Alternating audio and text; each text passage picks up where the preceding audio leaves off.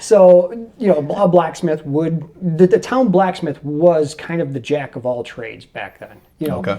He sat at the right hand of the king. And he did that because without the blacksmith, nobody else could do their job. From the carpenter, he needed the hammers. The hammers were made by the blacksmith. The nails were made by the blacksmith. Okay. So everybody, and so he literally sat at the right hand of the king. And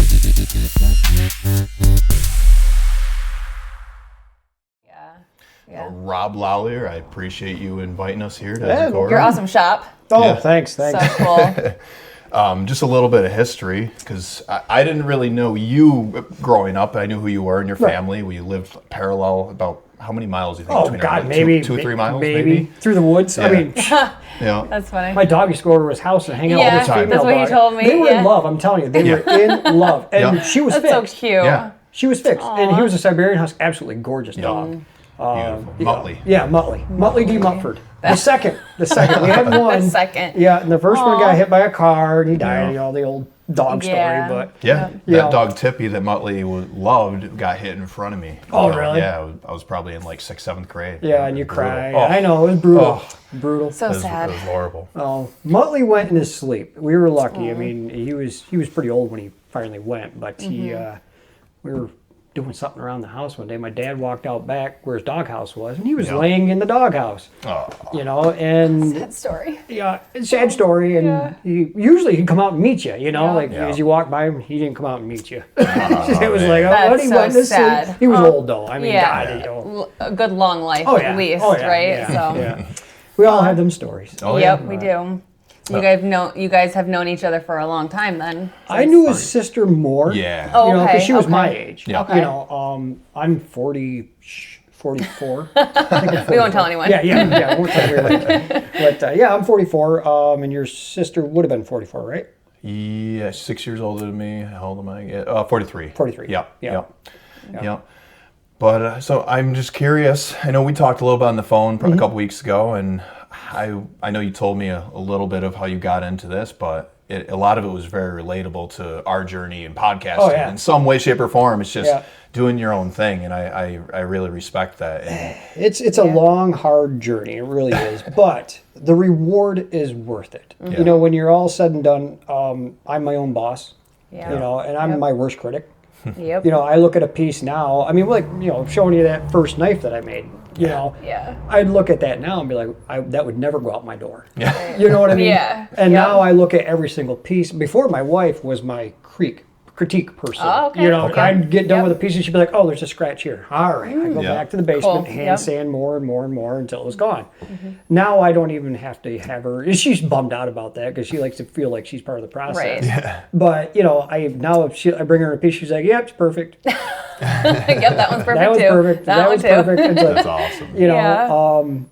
but it's a long journey. It started about, I want to say this is going on my 7th year. Okay.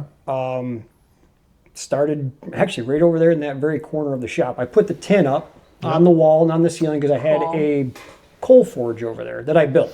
Okay. And actually, honestly, it's my wife's fault. I think I told you that, why we got started into it. But she wanted to do some blacksmithing. Yep. She saw Forge and Fire just like I did. We watched it every Wednesday religiously. Yep. And she looked at me one day and she was like, I've always wanted a forge. And I looked at her and I'm like, you want a forge? Looked at her cross-eyed like, what are you talking about? And she's like, yeah, I think I want a forge. I'm like, all right, I'll build you one. Yeah.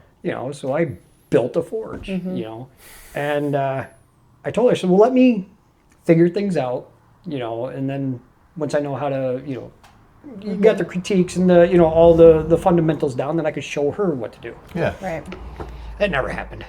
She has been in the shop, I think, one time. Aw. Ever since then. She's the one that wanted the shop. Yeah. She's the one with the forge. And as soon as the very first time I struck steel, I knew this is what I wanted to do. Yeah. So it's not like when you were younger, you were like, oh, I like these swords and these Oh, knives. yeah, I collected them too. Oh, okay. Yeah, I mean, you can see I got some old ones up there that I actually use as like patterns and stuff. Okay. I made those. Those aren't mine. Yep. But I've made swords just like them. Awesome. So I've got, 30, 40 swords in the house that I did not make, but I got them as I was growing up. And so I use them as patterns now. You know, I can take measurements and stuff like that, and then actually turning into a fully functional sword or knife or whatever. Customize it how you want Customize it, exactly. And so, you know, when I was a kid, I remember my dad bought a chunk of steel. And when he was done using whatever piece he needed off it, I acquired it, you know, without his knowledge. And I went down to his basement, and we had a wood furnace. You know, that's how he heated his house. Well, I remember as a kid, and I went into that furnace with that piece of steel. Of course, it would never get hot enough. Yeah. You know. And you're just like waiting and waiting. It would never get hot enough because, you know, it's just a wood furnace. And I'd take it out, and on the concrete, I remember hammering it. You know, like I was making a sword. Yeah. You know. But I never remembered that until after I got started doing this. That memory escaped me until then. It was like, and then, you know, as I looked at the family history and stuff like that, we have a ton of blacksmiths. Really? Throughout our whole history. That's awesome. It's literally in my blood. Right. Yeah. You know, it's just bound to come out at some point in your life, and it happened. It happened. It was my wife's fault. You know, and it was her fault that it came out. So, but yeah, you know, it's. I think people are destined to do something. You know, no matter what it could be. It could be even knitting.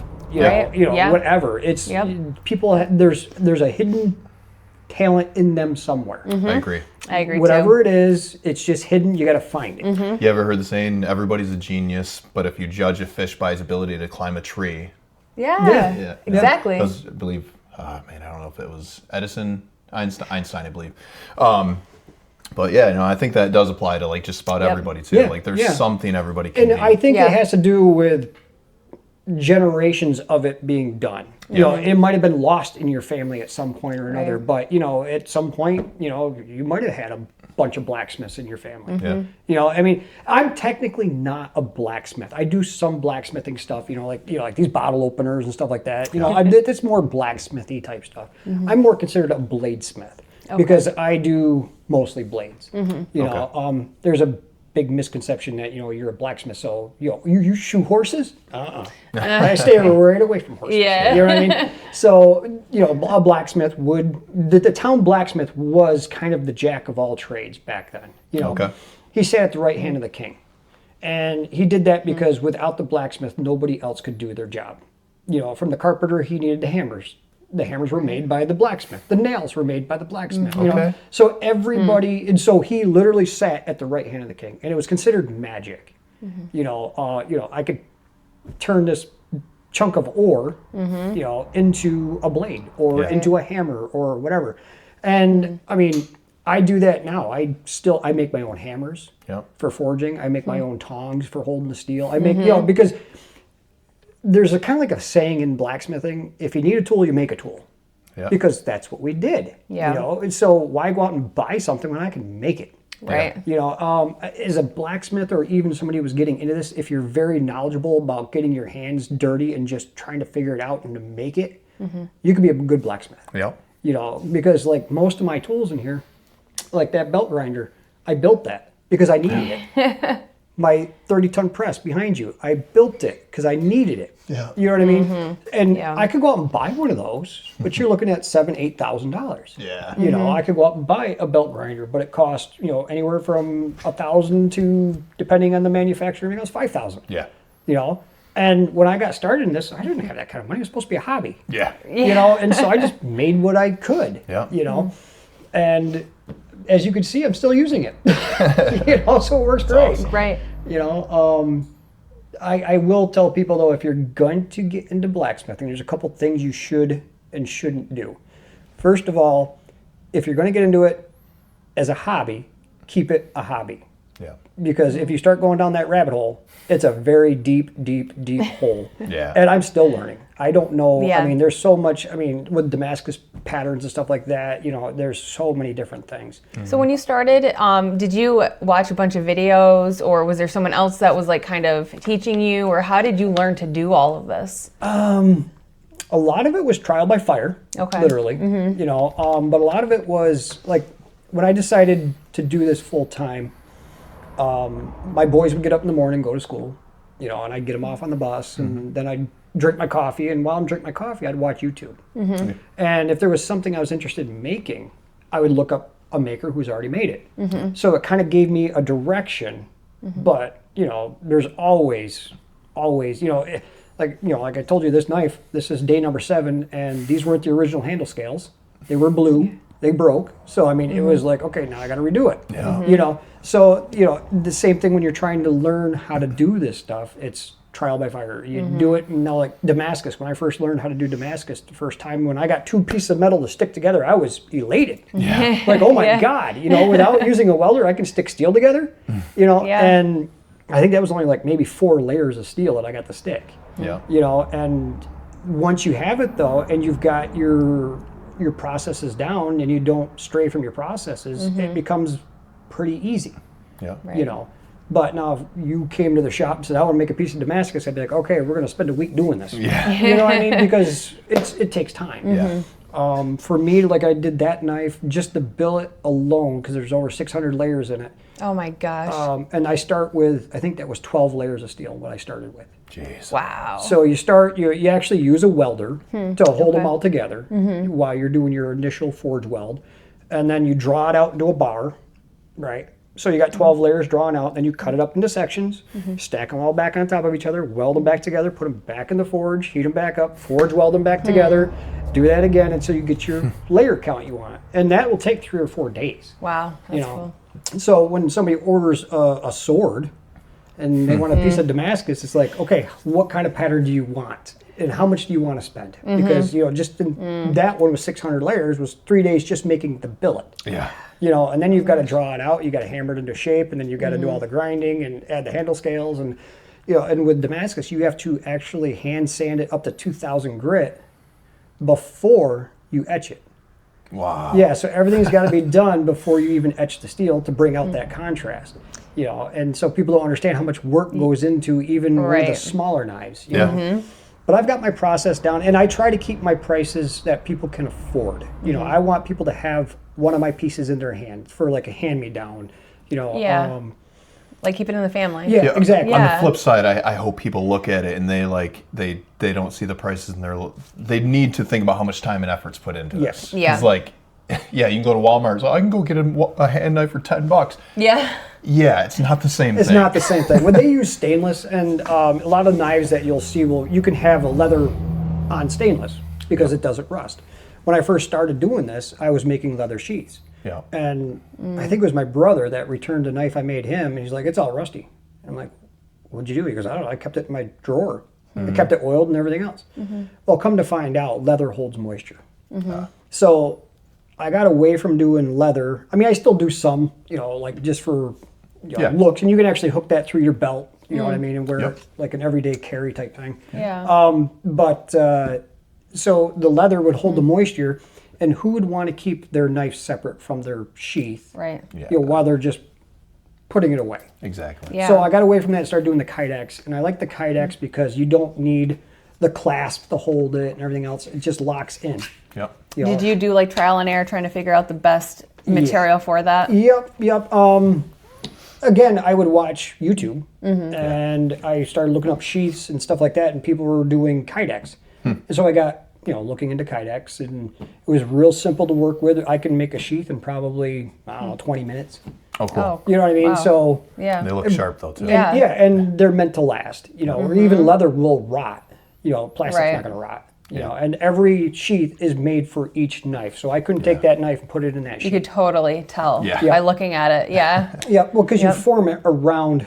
You know, like you can even see on this one where the divot is for the screw. You know, and I've got people that like these because they can carry them on a backpack. A lot of hikers. They'll attach it right to their backpack. It's right here. They can pull it if they need it. On the military, right on your ILTV body armor. Same thing. And I do also, like, you look at this old K-bar. So awesome. I love it. I'll redo this knife for this person. Oh, cool. You know what I mean? So I'll refurbish it. And you can see, this was a lady's father's. It looks old. Yeah, it was in Vietnam, I think. I have a Calvary Civil War sword as well. My great-great-grandfather. That's awesome. Yeah. Well, she wanted to give it to me. Is like, and I'm like, I don't want your father's knife. I really don't. And I didn't want to sound like a jerk. You know what I mean? Yeah. But I'm like, I tell you what, I'll refinish it for you. She's like, oh, but I don't have the money to do. I said, Oh. I'll do it for free. Yeah. You know, because there's a story here. Yeah. There's history here. You know, Yeah. I was looking at it earlier, and you can actually see on this blade. You see, there's like a little, I don't know you want to call it, but there's like a. Oh yeah. You see it? Yep.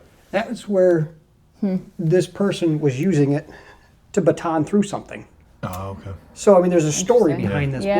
blade. You know, and I'll try to keep all that little stuff, but you can tell at some point somebody tried to sharpen it, and they used a belt grinder with like 60 grit, and it's all just tore up. Yeah. You know, Yeah. but I'll get rid of the rust. I'll clean it up. The leather itself is still in great shape. So would you just like, what would you do with the leather? Like, Well, I'd recondition the leather. I'd clean it, recondition it, and I've got leather dye, so Okay. you know I can blacken it again, make it look nice and would black. you fill in the little divots too? Or? Nope, the divots I'd clean out because that's the original style of the handle. Yeah. Oh, okay. So I just clean out the grooves and everything, and then blacken the whole thing. Cool. And you can actually get a reconditioning set for the K-bars. If you order it, comes with all brand new leather, brand new guard, brand new pommel. But I like to keep everything original. Oh, yeah. You know what I mean? So I will clean it best, up. yeah. And you can tell that this knife is older because you see the wobble yeah. in the guard? Yeah. That's from the leather shrinking over time. Okay. Oh yeah. So it would, you know, at one point this would have been nice and tight. Yep. You know, but over the years, the leather shrinking, it loosened it up. But I'll keep it just all the way it is. You know, I probably won't even take it apart. I'll probably clean it, polish it back up, get rid of all the scratches and everything that somebody did, you know, but try to keep all the original character that comes with it. And Right. I've done 4 or 5 of those for veterans and stuff, you know. If you look at a knife like that, can you kind of guess how old it is, or is it just hard to say? It all depends. Depends on, like, a lot of new knives, you know, you get your buck knife. Yeah. They stamp buck on them. You know, now 100 years from now or so, I'm hoping that my LA will still be on the knife. It should be. You know, it's in the steel. So, you know, 100 years from now, maybe somebody could look at that and be like, oh yeah, that was a smith that lived in Westdale. But it's hard to tell. Like, this one was probably 1970, 60, 70. Yeah. You know, but Yeah. excuse me. So you've been doing this for 7 years. At what point did you realize like you wanted to do this as like a, maybe not full time yet, but at what point did you realize you were really into Like it? taking You're it seriously. Like, Yeah. Day one. Yeah. Okay. Day one. Okay. Cool. I knew it was going to be a journey to get there, you know, but I knew that I wanted to do it from day one. Ever since, like I said, the very first time I put hammer to steel, it felt right. Yeah.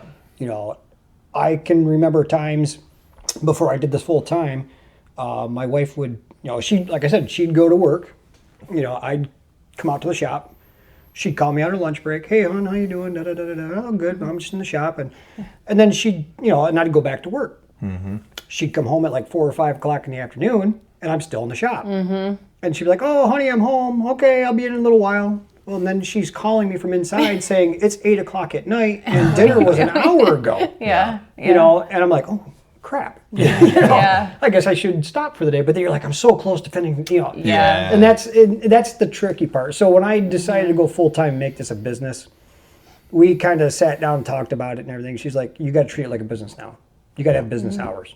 You know, Yeah. you did this. I mean, it worked out really well because I was burned out from being in an IT, you know, just staring at computers every day and all that other stuff. And Sounds familiar. yeah, and you just get burned out. And so that came at the right time. This was kind of my de-stress, you know, and then I didn't want to do anything else. Yeah. You know, people would ask me to fix their computer, like, sorry, busy. Yeah. You know what I mean? And I'd be in the shop, Yeah. you know, not working on computers. Yeah. Yep. You know, and it's just strange because I did IT for, I think, like 17 years. Yeah. It's what I knew, Right. you know, and it was I knew I could make this work from even from that junky knife that I showed you.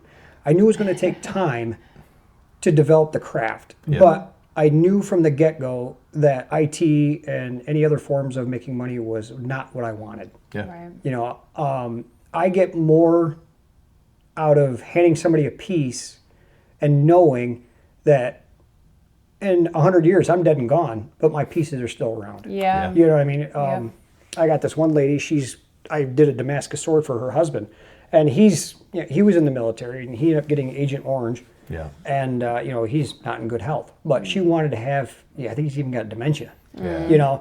But she wanted to have a piece for him before he could no longer, realize and enjoy what it was. So I made it for him. And that piece is a Damascus sword. I mean, it's absolutely gorgeous. And she was talking about even having it buried with him.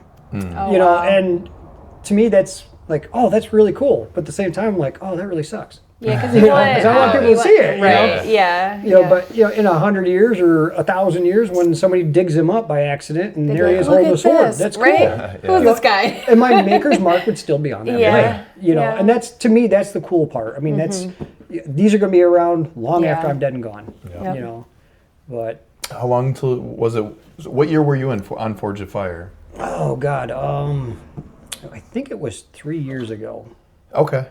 2.5, That's 3 awesome. years So ago. you're doing this for like 4 years till? Yeah, about 4 years. I think it was four. No, I think it was 5 years. I was talking about 2 years ago. Yeah. How did you stumble upon that? I know you watched the show with your wife, but Watched the show, and then they had on Instagram they were casting for future stuff. okay. And I was like, oh, what the hell? Yeah. And my wife is, again, she's the one that said, why don't you try it? Yeah. I was like, no, I ain't gonna do it. And and people were asking, why don't you go on Forge and Fire? Why don't you go on Fire? I said, no, because this is my work, and if I go there and I get bombed out in the first round, or I make something that looks like crap, people are gonna be like, I ain't ever gonna order from him. I've never watched an actual episode, just for the record. Okay. And not that I would definitely, I guarantee we would enjoy watching something like that. But Right. in this show, do you have to make everything there physically while you're there? Or no, can you bring something like pre-built and then? No, everyth's made there. Oh, man. And you don't know no what you're pressure. making. And you don't know what you're making. Okay. So I'll get back to what I was saying. So she says, go ahead and do it. I'm like, no, I ain't gonna. And she was like, well, even if you lose, you could say you were on Forge and Fire. Exactly. Yeah. You're right.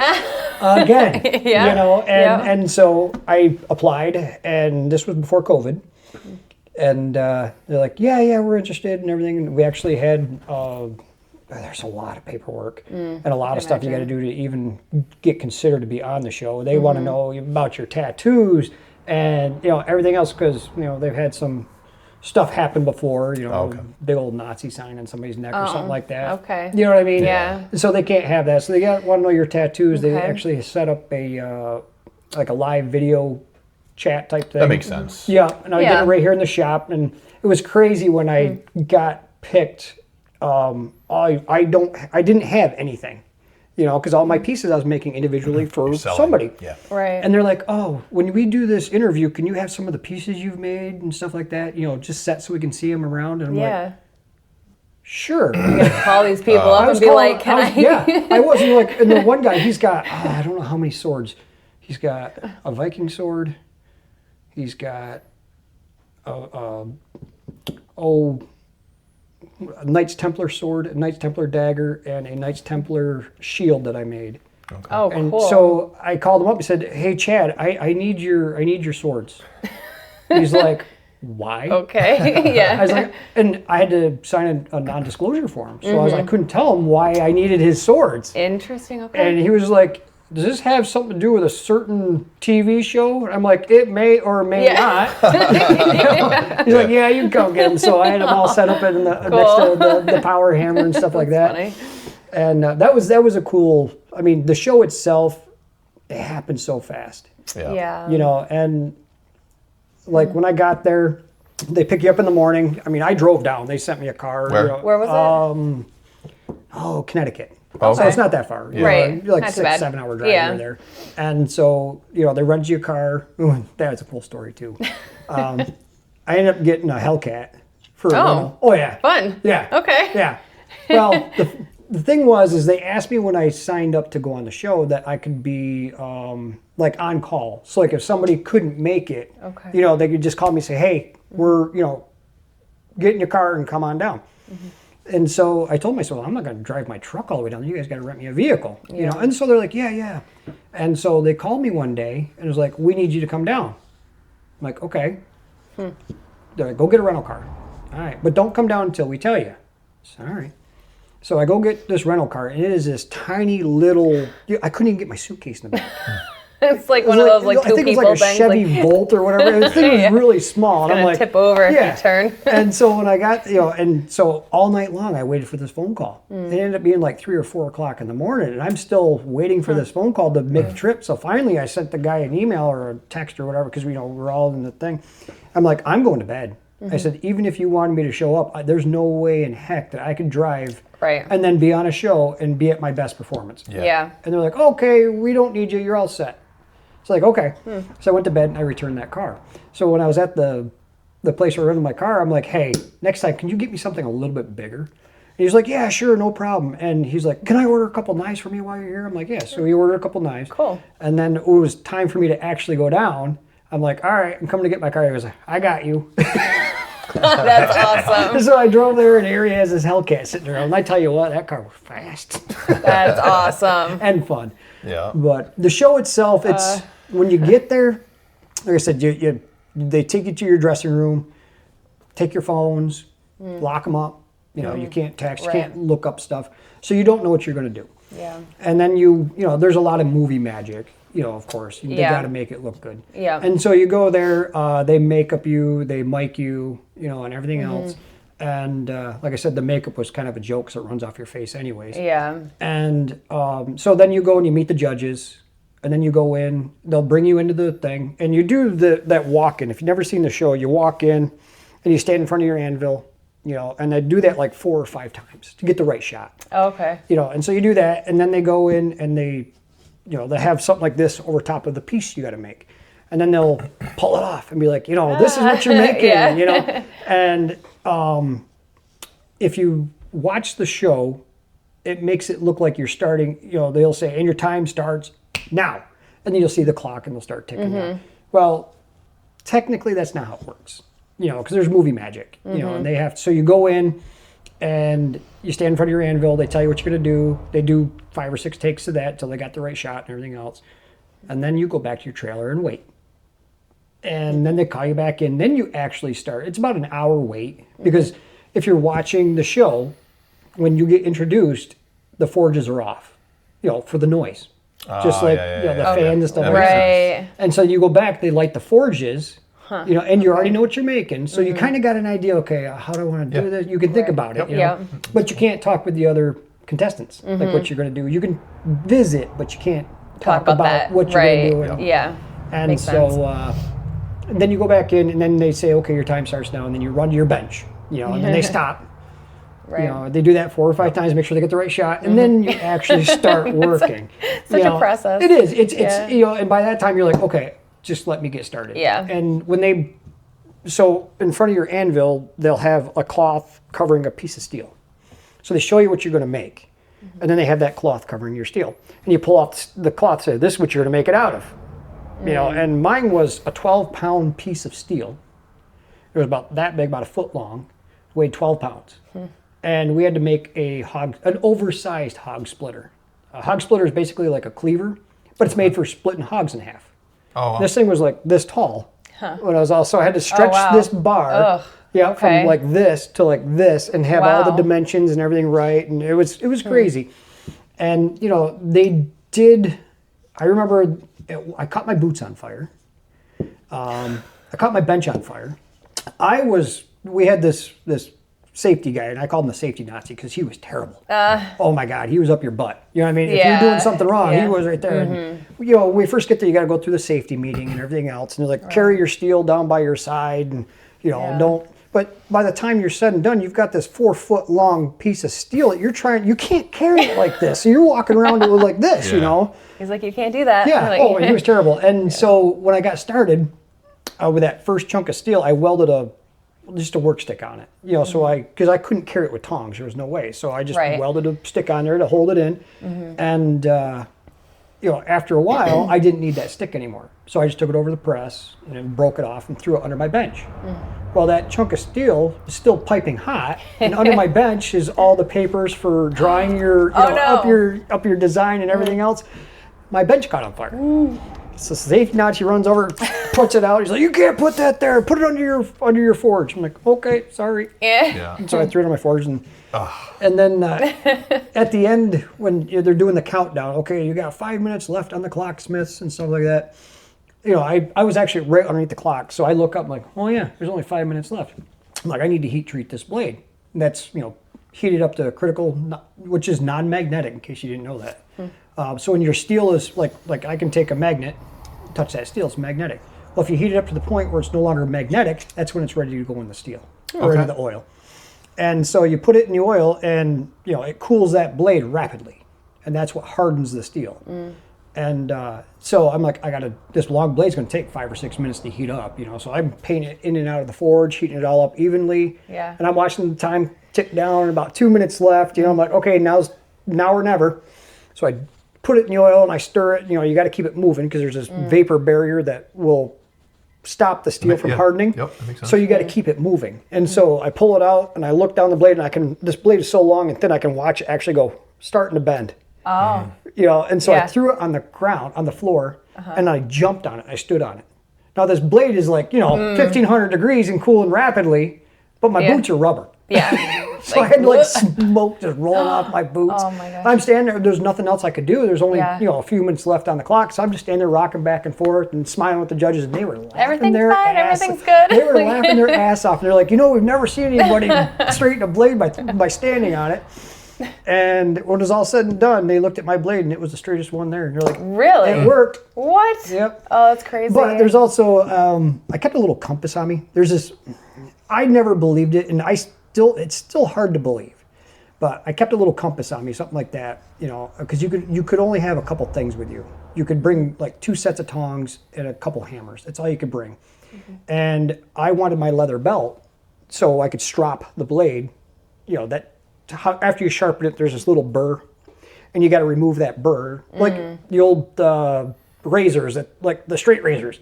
Yeah. Okay, you got a straight razor, and you go to those old barbers, and the first thing they do is Yeah, they're removing that burr. Oh, okay. So the blade is still sharp, it just got a burr on it.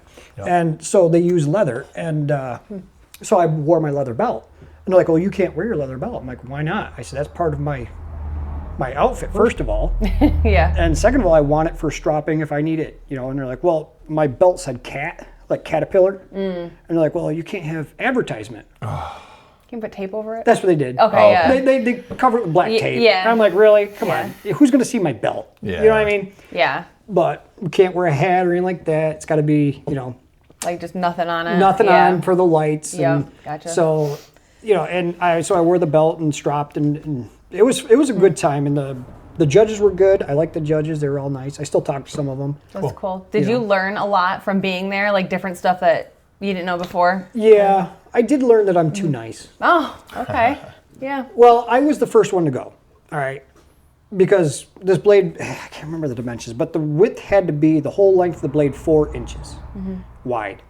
And when we got done forging, the time ran out and everything else, I actually measured before I got started the face of my anvil. And the anvil is exactly 4 inches wide. So I knew if I made that blade the whole 4 inches down the whole thing, I was fine. Yeah. But when we got done, I laid it on the anvil, and right up by the handle, it was like that far off from 4 inches. And that is a parameter. And if you don't meet parameters, you can go home. Gotcha. And so when I laid it down, I knew right then I was the guy going home. And everybody, once we get done forging, we go back to our trailers, change shirts, because we had to bring 3 different outfits of the same outfit, because you're all hot and sweaty, and so, they don't want that on TV. And so, we go back, we change, we come back in, the guys were like, oh, I'm going home, and da-da-da-da-da. I'm like, no, you're not, I'm going home. They're like, no, yours looks the best, yours looks just like the thing. I said, no, mine, they said, did you make parameters? Yeah. I said, well, I didn't. I said, right there by the guard, or the handle, I could see it wasn't 4 inches. And so, and that is what sent me home first. I mean, but I learned that I'm too nice. The guy who did win it, his name's Ian. Him and I are still good friends. Oh, sweet. Yeah, we still talk. What do you win if you? 10,000. Oh, okay, cool. Yeah. And so he's younger than I am, a lot younger. I was one of the older smiths there, and I'd been doing it the longest.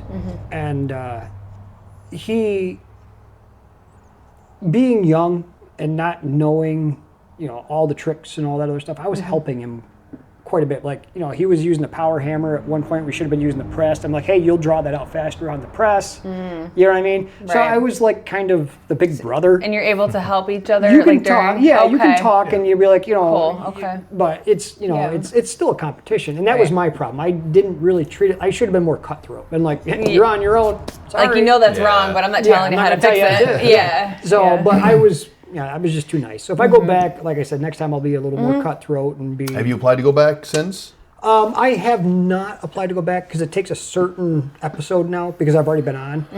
It's got to be like they call it redemption round. Yeah. Yeah. So if you've lost, you can come back and redeem yourself. You know. So it's just a matter of if one comes along, and then I can go back. You definitely should. Yeah. They asked me if I wanted to come back, and I said absolutely. Yeah. So, but it was so fun. Awesome. It was a good time. I mean, and the time flies by so fast you don't even realize it. How long were you gone for? Like during the 2 recording days. stuff? The recording itself was one full day. For the first, because there's 3 rounds. Okay. The first round is you make the knife or the sword or whatever it is that they want you to make. The second round is testing. So they test your sword or your knife or whatever it is you make. If it falls apart or breaks. Or whatever. And then the third round, so you start out with 4 smiths, then it's 3 smiths, and the final 2. And the final 2 usually go back to their own shop. They make whatever it is they want you to make, but you get like 4 days to do it. And then you bring it back, and then they do the final testing on that sword or whatever. And then, a lot of times somebody's might break or something like that, So that's the 3 rounds. And I was the first one out in the first round, which sucks. Yeah. But there's winners and there's losers. Yeah. Did a lot break and stuff, or was the quality most of what everyone made pretty good? Like, I think in the episode that I was in, everybody's made it through. So there was no breakage or anything like that. And then I think for the final round, they ended up doing a samurai sword. Oh, cool. Which was really cool. Anne's came out real nice, And, That's awesome. Oh, yeah. So what do they do with that when you guys if you make it to the last round and you have all these swords or knives? It's property of Forge and Fire. Oh, so I wonder if they have like a wall or something. Oh, cool. You can actually, if you watch any of the episodes, you look in the background, you can see all the swords and knives and stuff like that that people have made. That's cool. Yeah. Awesome. One guy actually asked if he could have his back, and they did give it back to him, but he's like, yeah, I won with that. I want to display I get that. it, Right. But I could see the other side though. It's like, hey, I want my piece to be on their wall. Exactly. Right. Yeah. Exactly. Well, and I did a piece for a YouTuber, Casey's Customs. He does a lot of automotive, I feel like we maybe have seen something like that. Yeah, he does. He likes to lower cars and stuff like that, and put airbags in them, and I liked his content, so I watched him. And I don't know if you ever saw the show Supernatural. Oh yeah, I used to watch that all the time. Baby. Yes. He's building a baby. Okay. And identical. Wow. The same that's color. so Yeah. cool. He found a '67 Impala 4-door. Wow. And he's rebuilding it, and I was watching it. It was one of the sweet. episodes. I love Supernatural, so I was Yeah. watching him build this car. Yeah. And he took the leaf springs out of it one day to put bags on it, and it just hit me. I'm like, if I could get one of those springs, I could make him the Demon Blade. Oh, cool. And so I got a hold of him on Instagram, and sure as shit, he got right back to me. He's like, yeah, you want to make me one? awesome. Absolutely. I'm like, yeah, I won't even charge you. Hey, do you have a picture of the Demon Blade? Not right now. I'm just saying, do you have one somewhere? Oh, yeah. Yeah, send it to me. I'll overlay it on this video. Yeah, that's so cool. Yeah. I've done 2 Demon Blades so far. Cool. But yeah, and so he sent me one of the springs from that car, from his '67 Impala, to make him a Demon Blade. And I made the Demon Blade, did a YouTube video on it and everything like that.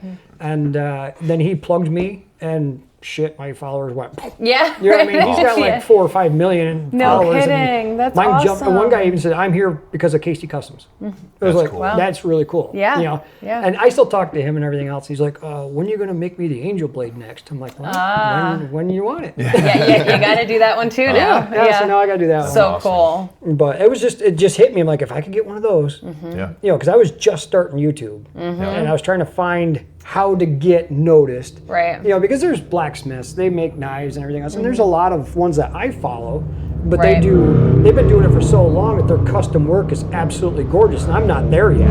Yeah.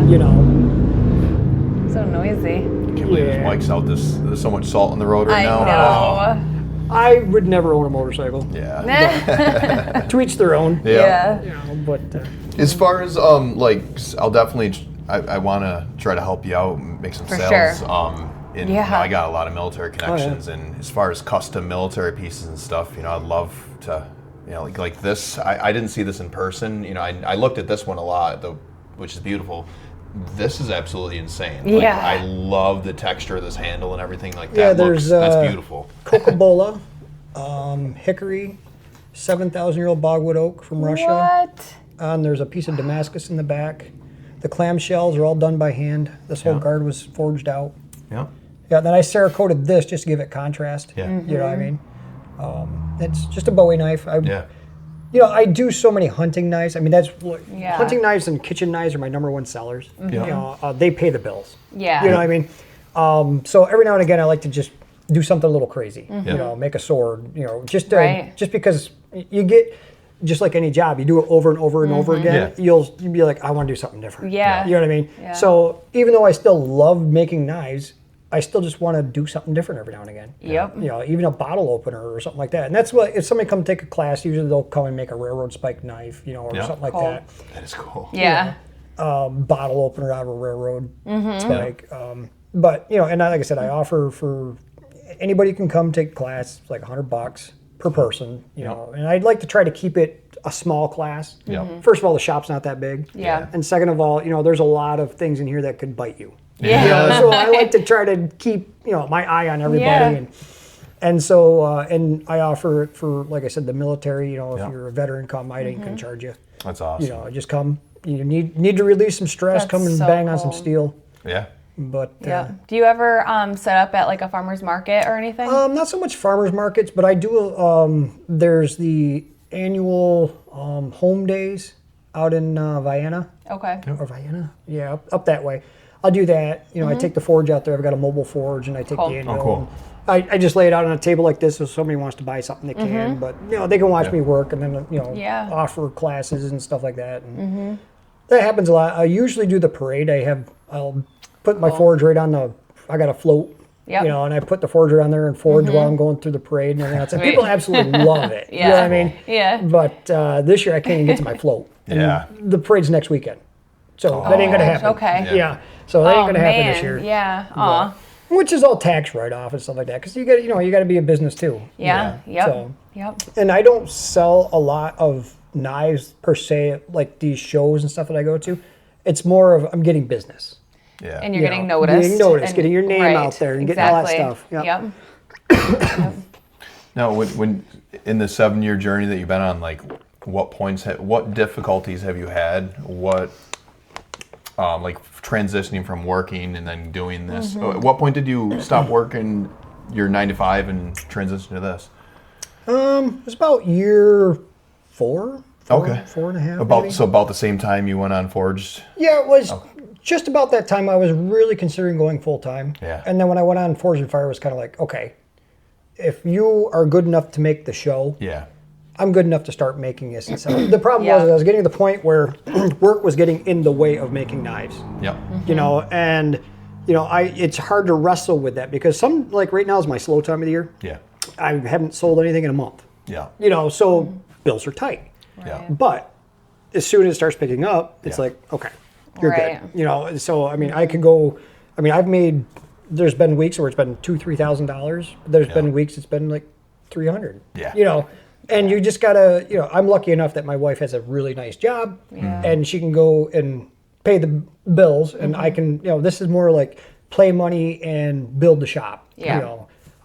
Yep. And I tell people if you have a dream, chase it. Yes. Yeah, the money will come. Right. It does take time. They say that your average business takes what, 3 years before you start seeing a profit?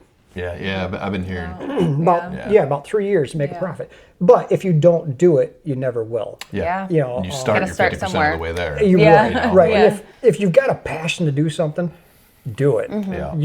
I mean, I get to spend time with my boys because that was the biggest problem when I worked for the casinos and stuff like that. You know, I think my days off were Wednesday, Thursday. Yeah. Kids are in school. Right. You know, Yep. everybody's at work and I'm sitting at home. Right. You know, Yeah. Yeah. and I think it was about when my oldest turned, I think 7. I looked at him and I didn't even know what he liked to do. You know, I didn't know who the kid was. I knew he was my son, but I didn't know who he was. Yeah. And that's when I decided I needed to change. Yeah. You know, and my wife was like, "Yeah, you're starting to get grumpy. You know, you're not happy. Da, da, da. You need to find something that makes you happy." Yep. Purpose. Yeah, a purpose, Yeah. really. And then, like I said, Forge and Fire came along, and we watched it. And then she got me making the forge and doing that. And so, you know, and that's how it started. And I mean, I've had arguments with my parents. You know, old school. Monday You through make Friday. knives for your job? What are you thinking? Yeah, what are you going to do? Where's the money going to come from? Right. Well, Yeah. you know, the money will come. Yep. You know, Yep. and now, like, I can't sell a piece without my parents seeing them first. Yeah. You know what I mean? Yep. At first, it was really like, what are you doing?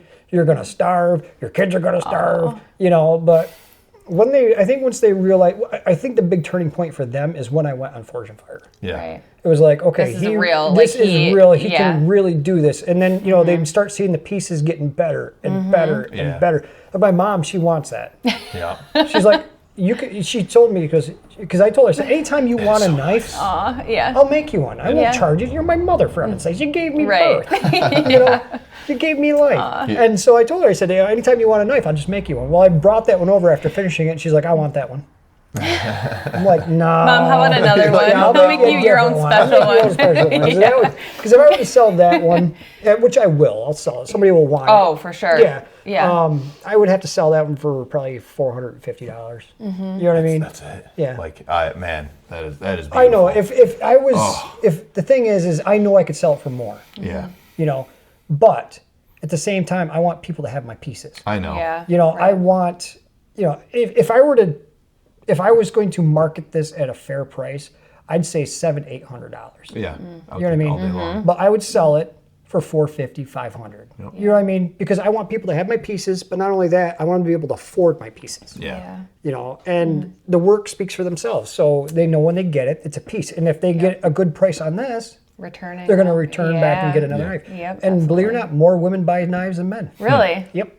I Because never would. they're buying for their husbands, they're buying for their kids, they're buying for Yeah, their boyfriends. They're true. you know, Yeah, and this is something that a right. man would want. Yep. Or even women, they buy for themselves, Yeah, you know? yep. So a lot more women buy knives than men do. You mentioned something I want to touch on. You know, when your parents when you were finally on Forge, that's when they kind of like, huh? Yeah. You know, I remember when we made the news. I remember, you know, I had my uncle. He's like, you know, I've never been so proud that you're my, you know, nephew. Yeah. And I'm like, awesome, because it was a long time where I'm It's just like, where were you when I started this journey? Why don't you pat me on Like the back he's and say crazy. you got this? Oh, You know? Starting a man. podcast, Yeah. but it's weird. You know, What's wrong with him? But so when you're doing something new and you want people to support what you're doing so badly, and a lot of people are like, why are you doing that? Yeah. What podcast? Why do you want to have conversations with people? And Yeah.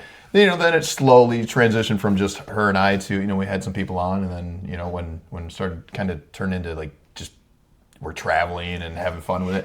And I'm like, I don't even care if I ever make money doing this. Would I like to Right. make money doing this? Absolutely. Oh, sure. Someday. But Yeah. it's like, I'm going on a journey with my wife. and it like, gives us purpose too. Sure. Like this gives you purpose, and Yep. it just makes Yeah. you feel good, and you're helping other people, making people happy. Well, the biggest thing too is you get to meet different people doing different things. Oh my gosh. That is the Yeah. coolest thing. Yeah. I Yeah. mean, so Yep. like when I first got started, I was telling you about the compass I carried. I never finished Yes. it. Yeah. I was carrying the compass, and when I first got started doing knives, after heat treating them, they would come out with a warp.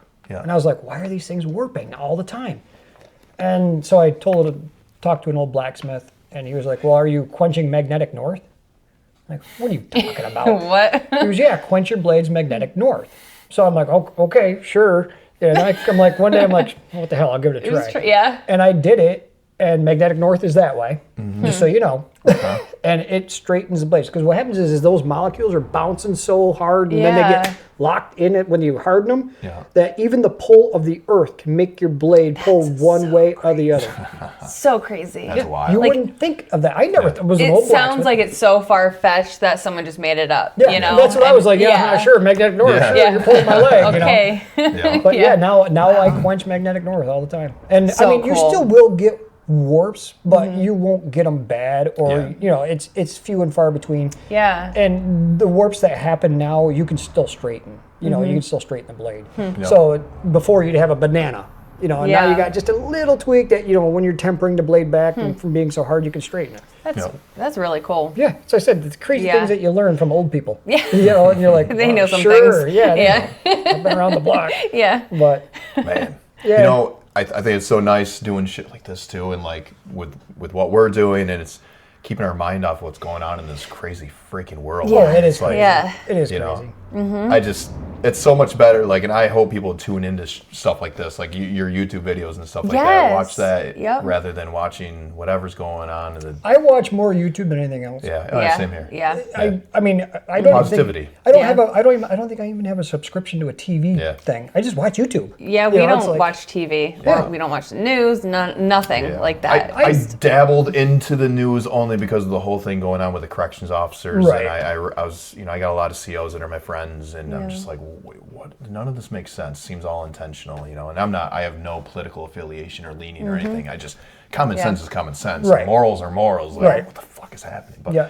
And I'm the same way. I tune in just to kind of know what's going on. Yeah. You know, just to be in the know. Yeah. Yeah. I mean, it was crazy. I went up to an Amish guy. He's like, "Oh yeah, he knew the news." I'm like, "How the hell do you know the news?" Everybody talks about it. Yeah. Because when they come, they talk about it. Yeah. You know, and Right. like they can vote and everything else. A lot of them were voting for Trump. yeah. You know, and it's like they don't watch the news. Yeah. But they hear what people talk about when they come and everything Yep. else. And Yeah. hey, honey. Hey, what's going Hi. Welcome. on? You have good timing. Yeah. We're just talking about you. All good, I swear. What's up? So awesome. Come out, say hi. This is my wife, Leah. Good to meet Nice you. to meet you. She's the reason, like I said, reason why I do this. Yeah. That's She so got awesome. me started. You worked with my coworkers, right? Kevin. Yeah. Aw, cool. He was at my wedding. Yeah, Kevin worked for me and Valley. I was lead for a while, and then we helped push him to IT. So Yeah. Cool. Yeah. Cool. And he got me my latest job in IT. So Yeah. and I play softball with his wife Marie. Oh, and sweet. At We're- least until she started, making little cabins. Yep. we are yep. literally, when we're done with this, they're coming over to our house for the Yeah. first time in like a year. So how ironic Yeah. is that? That's But, funny. Like no kids, just relax. Yeah. Yeah. Well, that's one nice thing is our boys are older now. I mean, Yeah. Yeah. one's just turned 19 and the other's Okay. 15. So, we can just be like, we're going to go and See have ya. dinner. Right, Oh, yeah, right. no. It's nice. Yeah. It does get nice. I mean, it sucks because, I liked miss it when the them when kids they're were young. little. I miss you know? them little. You do. But But at the same time, you're right. like, A little bit of freedom. Yeah. Yep. yeah. And the Yeah. boys, they don't, Alex, my youngest, if he needs money, Yeah. he used to anyways, when he needed money, now he's got a job. Yeah. When he needed money, he'd come out and make bottle openers. Oh, okay. And it would take Sweet. him all about, 10, 15 minutes to make a bottle opener. I showed him one time how to do it, and then he just comes out and makes them. This out of the railroad tracks? Yep, or- out of yeah? railroad spikes, That's yep, awesome. he makes them. And he sells them for like 25 bucks. Yeah. Wow, good Yeah, for him. and they Cool. sell like hotcakes. You put them Yeah. out online, they're gone. People want them. That's awesome. First of all, it's hand forged. Yep. And it was made by at the time, it was like a 14-year-old kid Yeah. who just needed extra money. And that's Like who wouldn't want something like that? Yeah. That's so cool. And this one is what we call a dragon tail twist. So what you'd do is you'd cut, when it was in bar form in the railroad spike, you would cut down each side of it and then cut into the corners like this. And then when you twisted it, you'd heat the steel and twist it. That's what this does. Yep. It That's makes it cool. look like a dragon twist, dragon tail. That's cool. And then we just have the regular, this is what Alex was making, stuff like this. Yeah. Just Yep. a quick down and dirty, Yep. and he would, like I said, sell them for 25 bucks. Yeah. It's cool. That's wild. Railroad spikes are not the best knife material because they're not really super, you can't really get them super hard. You can actually water quench them, Yeah. which makes them a little bit harder. But you can't, they're okay for, practice Yeah. and, for somebody young to come and, make their own knife. Yeah. Because, if they came and made one of those, it would take, like when I first started, it would take me a week to make a knife. Yeah. You Oh, know, I bet. Yeah. And so for somebody who's never done it, Yeah. they'd have to come for a week or two just to be Yeah. able to do that. And I mean, that would get expensive. I mean, for them. So, we Yeah. just do quick, easy things that they can make. I mean, we make these. This is for like a hair piece. You got yours on? You do. Awesome. Show 'em. Oh, That's cool. Just a hair piece. You It's can really put it in. light. Yeah. Yeah. In my head, I And look at it, I'm like, it's so heavy, self-defense, but too. it's super light. That's what got me started making them. Yeah. Feel it. It's like super light. Oh, yeah. But if you were to use it. Yeah. Like yourself. That's so awesome. Well, it was her sister that kind of got me on the idea of making those. She works for CPS, and she'd have to go to like houses and stuff like that. And you can't carry a gun, you can't carry a knife or anything like that. That's such a good you idea. could wear something like that, and Yeah. nobody knows. It's just a hairpiece, Right. you know. And then I started making these little ones too. There's these little punch daggers. You can wear around your neck, and you can put it under your shirt, and if you need it, just pull it out. Yeah. You know, it's So little cool. quick, little simple.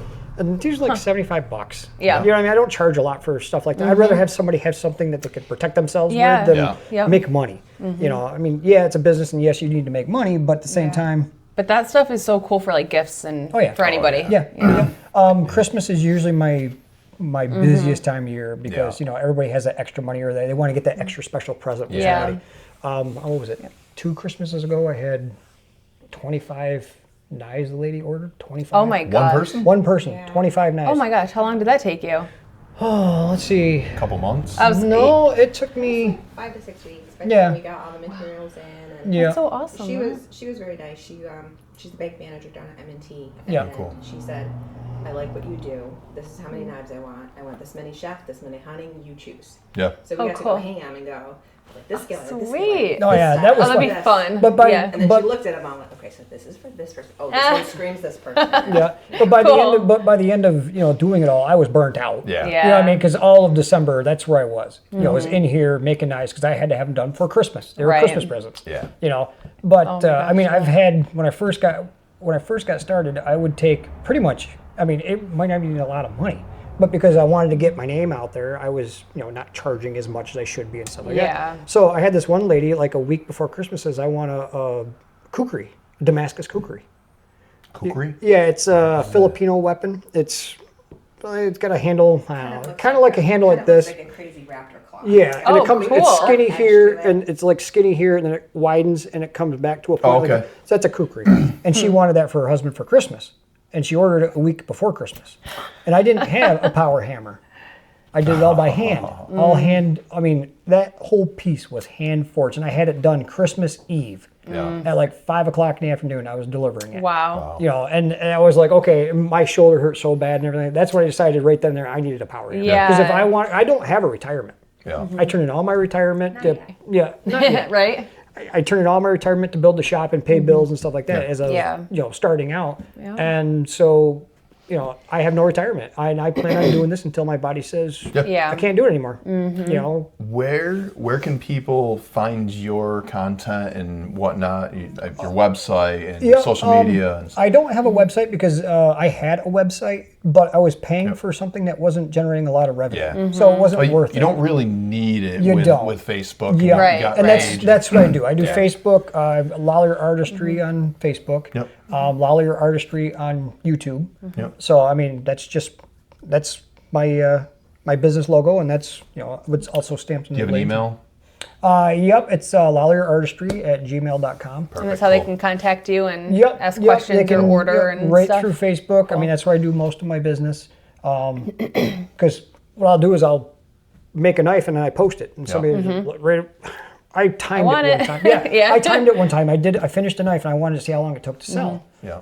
It was on Facebook for 6 minutes. Thank Wow. God, that was the fastest one I ever sweet. sold. Yeah, it was like Cool. that was awesome. And so, but yeah, it's fun. I love doing it. I wouldn't want to do anything else. And yeah, I could go back to work. I could go back to IT and stuff. Like, yeah, the money's great. Listen, IT is going to be a thing of the past with It the is. AI It anyway. is. I mean, Yeah. let's just be real here. Yeah, I mean, I know. yeah, she works in IT. yeah. Yeah. But I'm a data analyst, so I'm Yeah. expanding, and AI is going to most definitely be a tool in my toolbox. Yeah. Awesome. Oh, yeah. Yeah, but Yeah. I don't know. I'm definitely more on like the whole, it's going to do everything and anything anybody can do at some point. But yeah, enjoy life now while we can. That's good and it's scary all at the It's same time. scary as hell. You know what I Right. mean? Because you don't know Yeah. what is real anymore. It can know. be AI generated and be I like, know. what am I looking at? Yeah. Is it a real thing? We talk about Like that all the time. everything on the news right now, everything that's generating hate and all Yeah. this divide and stuff, all of it could Yeah. very likely, Yep. if you and I have access to ChatGPT and Gemini and all these large language modules, and we even have, I just saw advertisements for this, I forgot what the hell the application was called, but essentially if you record 1 minute of you saying something to it, it will then allow you could make shorts and reels of you not even talking. You tell it what to say, and it'll be you and your voice and your tone and everything. It's like Right. So that's scary. a dangerous, slippery slope right there. Yeah. Well, and I hope that the government and stuff like that gets that under control. You Yeah. know, I mean, I would really hope that they do, because you don't want that. Could be Start real some dangerous. bad stuff. Yeah. Yeah. You know, it could start with like even just start World War III. Yeah. You know, and it wasn't even done by anybody. It was done by Yeah. AI. Right. Yeah. You know, Yeah. so that's scary. Yeah. You know, but no, I make my own forges. I've made that forge. My small one over there on the floor I made. That's my travel one. You know, the anvils. The anvils are really cool. They're not just a functioning piece to the thing, but they're art in themselves. Anvils are. The smaller one on the other side, I don't think you can see through the power hammer. But the one on the other side, that is from from England, Okay. and then that one over there is from that one's a Haybuden, and that one was from Brooklyn, New York. Oh, you're gonna carry? It's 80 pounds, honey. She's like, I got it. Oh, Wow, okay. cool. Yep. Jeez. That's the little So one I take awesome. with me when I go to, like, you know, the little shows and stuff like that. I take that one. The 200 pounder. That one, you know, it takes a lot to move. Yeah. Yeah. You know, but Not picking that one up. Yeah. that one. The thing with the big one is that's really cool because can you see that line in the middle of the waist of the anvil? Oh yeah. Okay, see that line? So Yeah. that line down is all wrought iron, and that line up is all steel. Okay. And it was made right in Brooklyn, New York in Cool. 18 something. Cool. But if you could see on the sides, there's these little marks on the waist of the anvil. It's called a waist. It's where the original blacksmith was making chisels. Oh, okay. And they would test the chisels on the wrought iron to see if it would break or if it would chip or like that. And when I got it, everybody's like, well, why don't you clean it up? And I'm like, no. Yeah, No, leave that it tells a as story. It's, Leave it right. where it It's is. cool. You have that. Yeah. I traded a sword for that. Yeah. A sword that I made Oh, before so I went on funny. Forged in Fire. I made it as a practice run. Yeah. When I knew I was going, I was like, you know, I want to make sure I can do a sword in Yeah. a few hours, and I did. Yeah. And so it just sat around the house, you know, it was just a piece. And this guy got a hold of me and says, hey, I have this anvil. Can you come and look at it and see what it is and what it's worth? And Yeah. da-da-da. I'm like, yeah, sure, no problem. Because, I mean, people ask me all the time when they got old blacksmith stuff, what it's worth or where it's from. And so I went over and I'm like, I like this anvil. He's like, you want it? I'm like, yeah, what do you want it for? And he's like, I got a sword. He's like, sold. Sure. So we That's got the cool. sword. Good and- trade. yeah, it was a good trade. Yeah. You know, but That's cool. now Bradley, the power hammer, was built in 1830, Yeah. pre-Civil War, built right here in Syracuse, New York. It's actually Bradley and Sons is the full name of it, and that has a beam. It's an oak beam that runs all the way through it. Did you run it yet for him? No, I have not run I it. didn't have the It's glasses in the house tank yet. yeah, it's like a 200-pound sledgehammer, and it weighs wow. 4,000 pounds. Yeah. That thing is a beast. It used to run on How a the water heck wheel. did you get that in here? Yes. Was it Few something? Few strong men and a lot of beer. Wow. I got a tractor up. We actually ended up Cool. taking the big anvil in the front there is called a saddle block, and we took that off. We took the motor and the cage off. Because originally when this thing was built, it didn't have a cage or a motor that. on it. Okay. Yeah. It would run off a water wheel. Cool. So the water wheel would run Okay. outside, and the line shaft would run through the shop. Yeah. And that belt would go up to the line shaft. And as you need it, that foot piece down there is called a treadle. So you'd step on the treadle, which would move that pulley and tighten the belt right there, and then it would make the whole hammer go up and down. How loud is that thing when you're running? Pretty bad? It depends on how hard I'm running it. Okay. If I'm running it full out, I actually put on earphones you know, Okay. or put in my earbuds and Yeah. you know, try to listen to music or something while I do it. Yeah. I'm gonna be. Let's. I just don't want to run out without like doing like a closing. So I just want to appreciate you inviting us here and Yeah, thank learned a you. lot. Yeah, no, this Yeah. is It absolutely was awesome, fun. man. It was fun. And just yeah, people need to check out the quality of these. Really I mean, interesting. I'll take my gimbals and I'll do like You a should. little. Of Yeah. this. Even when you take pictures of them, put them online, they don't do them justice. I know. don't care what kind of know. camera you have or Like anything a like that. sunset. Yeah, Oh, you're absolutely yeah, right. right. Yeah, absolutely. But yeah, I appreciate it, man. Yeah, thank you. no problem. Can I do try it, I yeah. want to try.